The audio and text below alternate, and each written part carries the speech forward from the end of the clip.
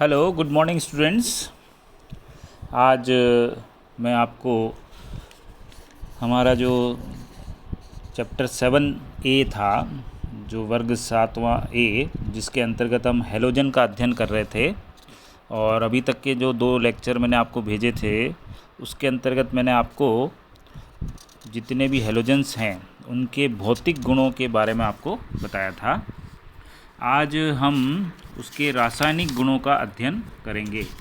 जब हम भौतिक गुणों का अध्ययन कर रहे थे तो हमने पाया था कि जो लास्ट हमारा भौतिक गुण था वो ऑक्सीकारक क्षमता था, और ऑक्सीकारक क्षमता के अंतर्गत मैंने आपको बताया था कि किस तरह से बॉर्न हेबर चक्र के सहायता से हम ये जान पाते हैं कि इनके लिए आवश्यक ऑक्सीकरण ऊर्जा E या ऑक्सीकरण विभव जो है उसका मान क्या रहता है, और वो कई सारी ऊर्जाओं से मिलके बना होता है।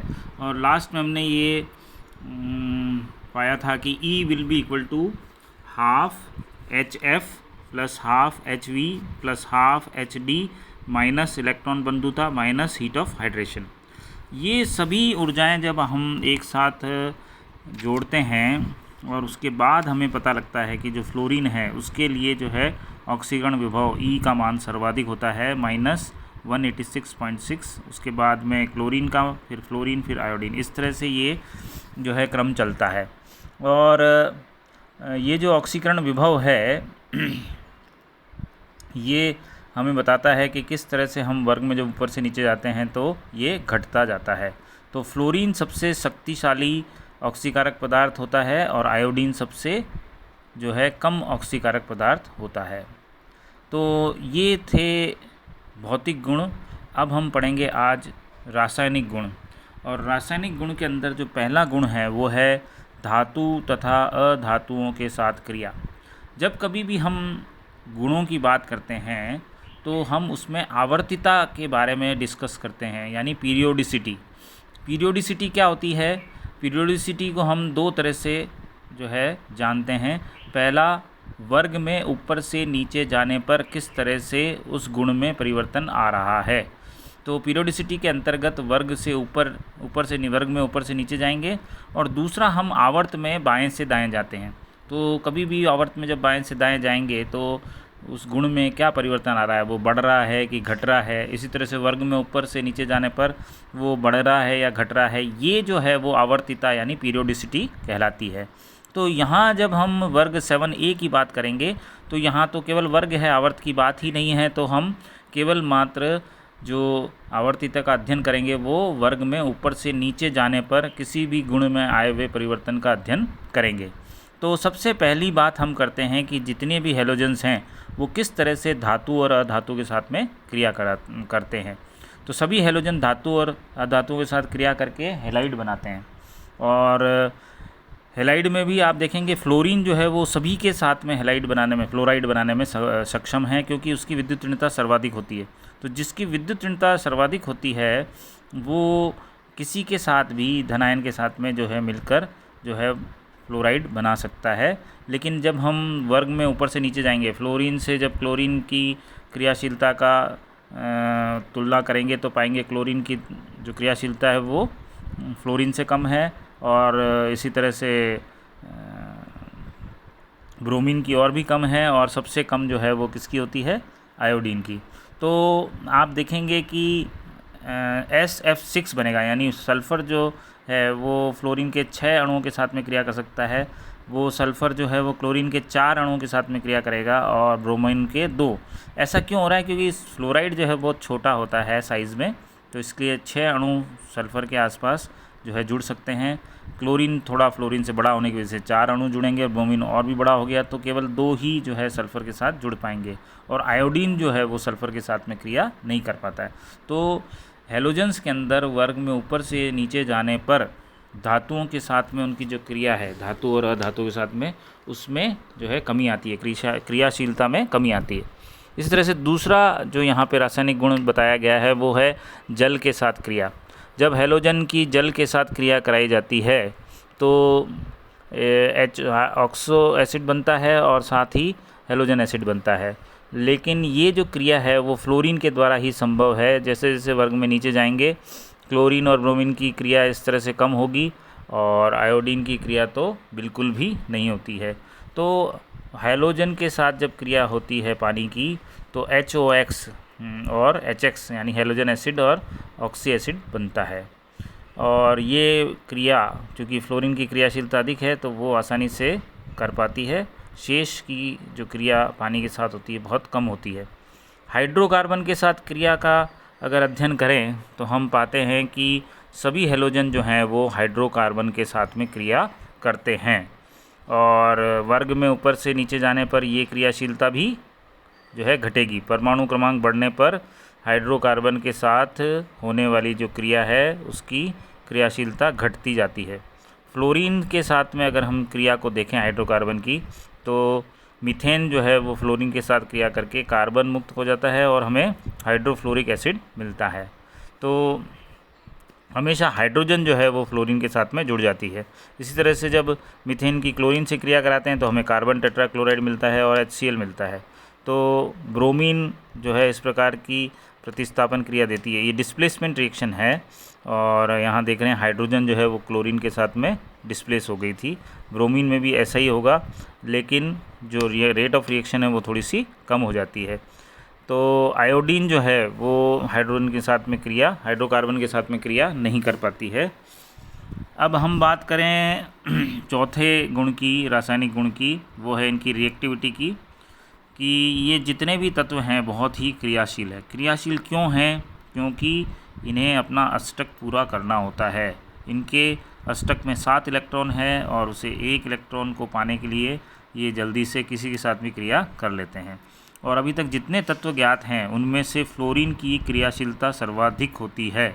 और फ्लोरीन की क्रिया को हम इस तरह से भी समझ सकते हैं कि फ्लोरीन एकमात्र ऐसा एटम है जो कि किसी भी इनर्ट गैस के साथ में भी क्रिया कर लेता है। इनर्ट गैस जैसा कि आप जानते हैं कि किसी से क्रिया नहीं करती है, लेकिन फ्लोरीन इससे भी क्रिया करके, जैसे जिनॉन को ले लें हम, जिनॉन इनर्ट गैस जो है वो जिनॉन डाईफ्लोराइड बनाती है, टेट्राफ्लोराइड बनाती है और हेक्साफ्लोराइड भी बनाती है। तो हम ये कह सकते हैं कि फ्लोरीन की क्रियाशीलता सर्वाधिक होती है और ये निष्क्रिय गैसों से भी क्रिया करने में सक्षम है। अब हम जैसे ऊपर से नीचे जाएंगे पता ही है कि क्रियाशीलता कम हो जाती है और थोड़ी सी ऊर्जा से ही ये अणु परमाणुओं में विभक्त हो जाते हैं और एक एक इलेक्ट्रॉन ग्रहण कर जो है काफ़ी मात्रा में ऊर्जा जो है मुक्त होती है, जिसे हम इलेक्ट्रॉन बंधुता कहते हैं। हैलोजन की जितनी भी क्रियाएं हैं वे सभी ऊष्माक्षेपी यानी एक्सोथर्मिक होती है। तो हैलोजन जब कभी भी किसी के साथ में क्रिया करेगी तो जो प्रोडक्ट है वो हमेशा स्टेबल बनेगा, और जब कोई भी प्रोडक्ट स्टेबल बनता है तो उसकी ऊर्जा कम हो जाती है, और जब ऊर्जा में कमी आती है तो कुछ न कुछ मात्रा में ऊर्जा जो है बाहर निकलती है। इसीलिए ये कहा जाता है कि एक्सोथर्मिक यानी जहाँ से ऊर्जा बाहर निकलती है। तो हैलोजन जब भी किसी के साथ में क्रिया करेगा तो एनर्जी बाहर निकलेगी, यानी उनकी समस्त क्रियाएँ एक्सोथर्मिक ऊष्माक्षेपी होती है।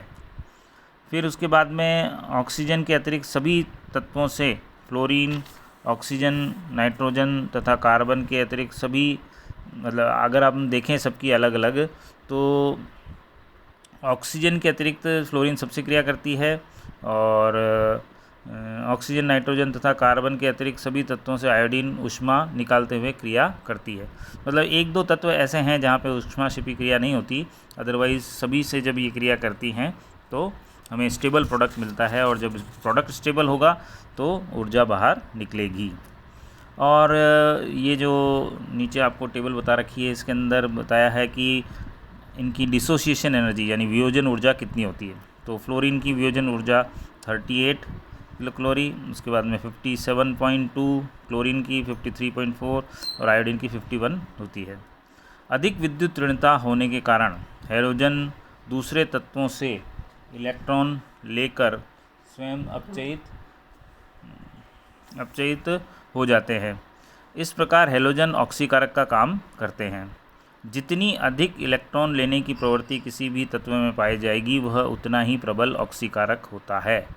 तो इलेक्ट्रॉन का लेना मतलब अपचयन, और जिसका अपचयन आसानी से हो जाता है वो उतना ही प्रबल ऑक्सीकारक होता है। तो इनका अपचयन बहुत आसानी से हो जाता है, इसलिए ये प्रबल ऑक्सीकारक की तरह कार्य करते हैं। और ये हमने पहले भी पढ़ा हुआ है कि किस तरह से इनकी ऑक्सीकारक क्षमता चेंज होती है। फ्लोरीन सबसे अधिक विद्युत ऋणी होने के बाद के कारण से जो है सबसे प्रबल ऑक्सीकारक होता है। ऑक्सीकारक प्रवृत्ति फ्लोरीन से आयोडीन तक तेज़ी से घटती है। और हमें ऑक्सीकरण विभव ई के मान हमने देखे थे बॉर्न हेबर साइकिल के द्वारा, तो वो आपको पता इंगित करते हैं कि किस तरह से फ्लोरीन का जो ऑक्सीकरण विभव है वो सर्वाधिक होता है।